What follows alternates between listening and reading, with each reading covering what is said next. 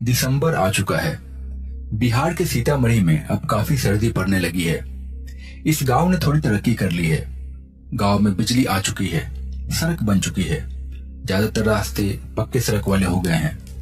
पर अभी भी गांव में कुछ कच्चे तो कुछ पक्के मकान आसपास दिख जाएंगे। लोग ज्यादातर खेती ही करते हैं, पर कुछ लोगों ने दुकानें भी खोल ली है। आमतौर पे तो कभी कभी दिसंबर के महीने में धूप भी नहीं निकलती, पर आज का दिन उनमें से एक नहीं है। आज थोड़ी धूप निकली है। गांव खुशहाल है, पर बरसात और जाड़ों की रातों में कुछ ऐसी ताकतें निकलती हैं जो इंसानी नहीं होती हैं, और अगर इनसे किसी का पाला पड़ जाए तो बचना बहुत मुश्किल होता है।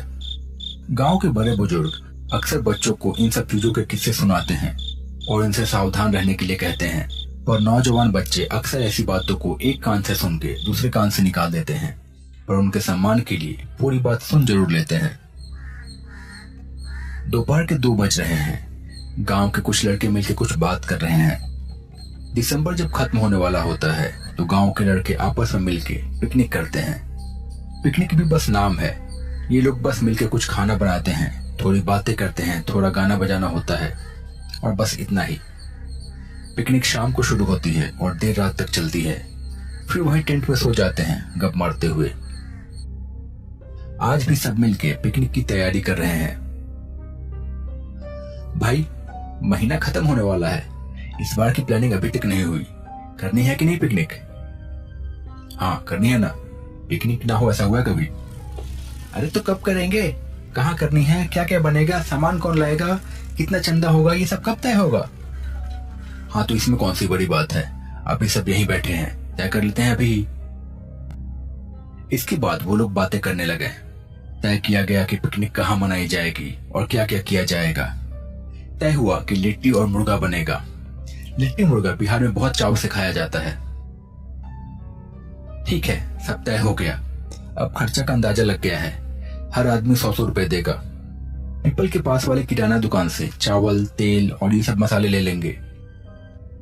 और मुर्गा कौन सा? देसी की पोल्ट्री? वाह, 100-100 रुपए में देसी मुर्गा होता है जी। शाम को हाट लगेगा, वहीं से पोल्ट्री मुर्गा कटवा लेंगे। बाकी अब कौन क्या काम करेगा वो तो लोगों के नंबर पे ही तय होगा। तय हुआ कि 25 दिसंबर को लिट्टी मुर्गा का पिकनिक होगा।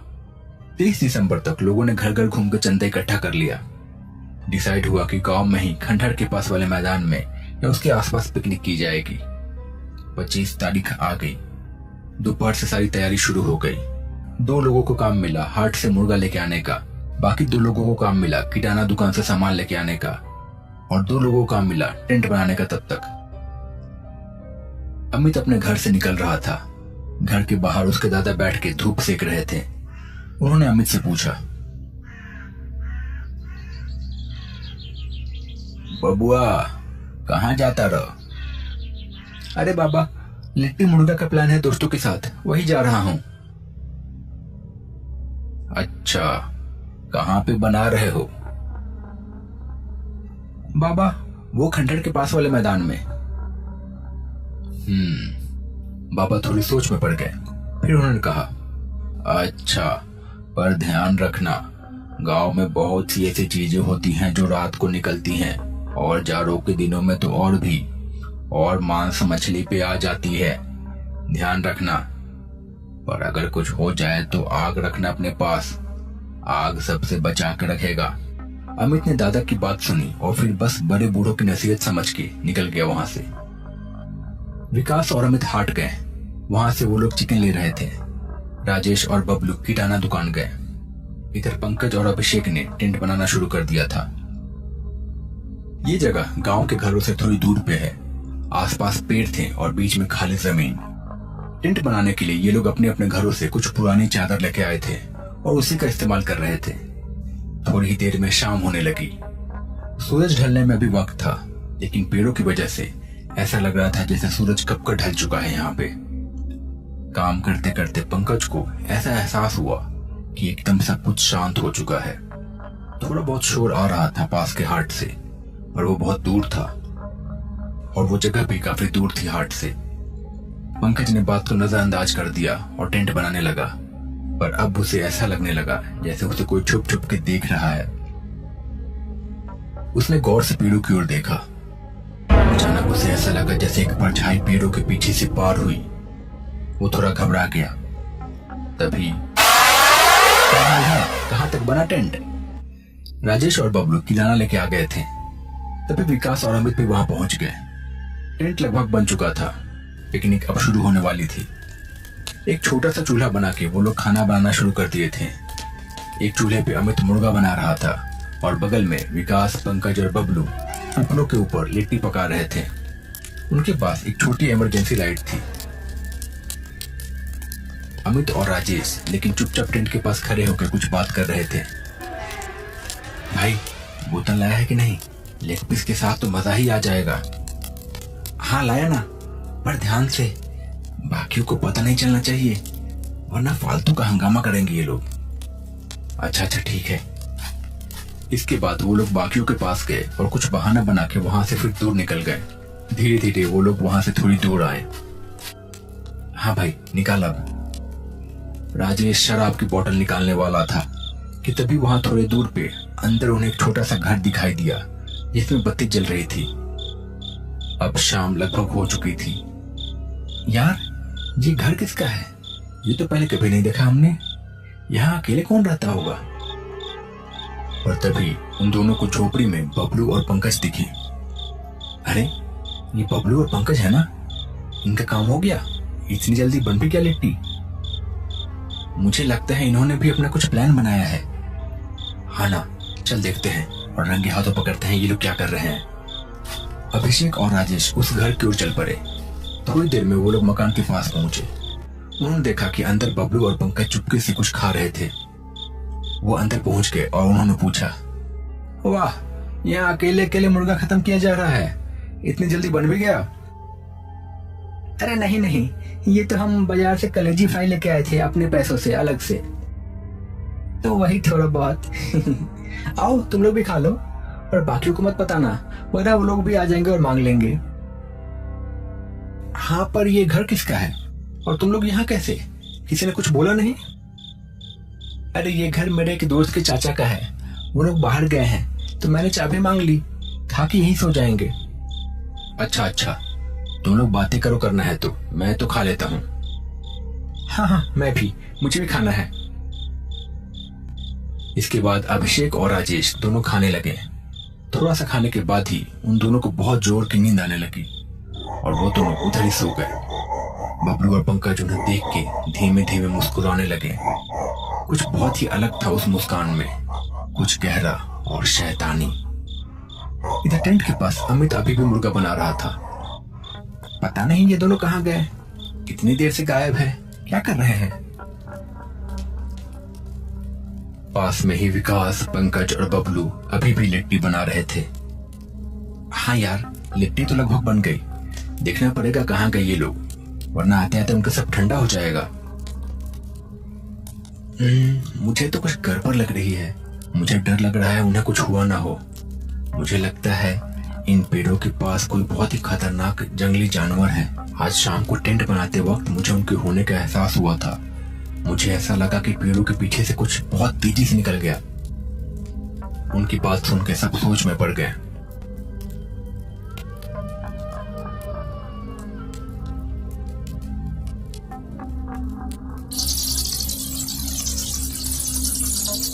रात अब गहरी हो चुकी थी। हर ओर सन्नाटा छा चुका था। उल्लू की आवाज अब आ रही थी। चारों ओर अंधेरा छा चुका था। एक लाइट जो घर में जल रही थी उसकी रोशनी भी कम होने लगी थी। अचानक से अभिषेक की नींद खुली।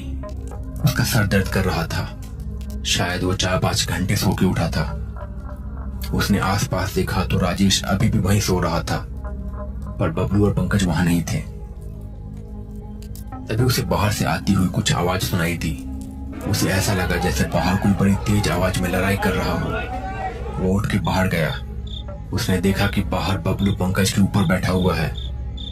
अचानक से उसने एक बड़ा सा खंजर निकाला और पंकज का गला काट दिया। उसके बाद उसने उसी खंजर से उसका हाथ काट दिया और फिर उसने एक बेहद भयानक मुस्कान के साथ अभिषेक की ओर देखा। पंकज ने एक बहुत ही अजीब आवाज में कहा, मुझे मुर्गा नहीं दोगे? अभिषेक ये देख के बहुत घबरा गया। वो तुरंत उस घर के अंदर गया और उसने राजेश को उठाया। भाई भाई जल्दी बाहर चल, देख देख बबलू ने पंकज के साथ क्या किया है। मुझे तो बहुत डर लग रहा है, कुछ बहुत अजीब हो रहा है यहाँ पे। वो दोनों बाहर गए, पर बाहर का नजारा देख के उनके मुंह खोले के खुले ही रह गए। इस बार वहां पे अभिषेक राजेश की छाती पे बैठा हुआ था। अचानक उसने एक खंजर निकाला और राजेश का गला काट दिया, और फिर उसने उसका हाथ काट दिया, और वो हाथ लेके चबाता हुआ उसने कहा, मुझे मुर्गा नहीं दोगे?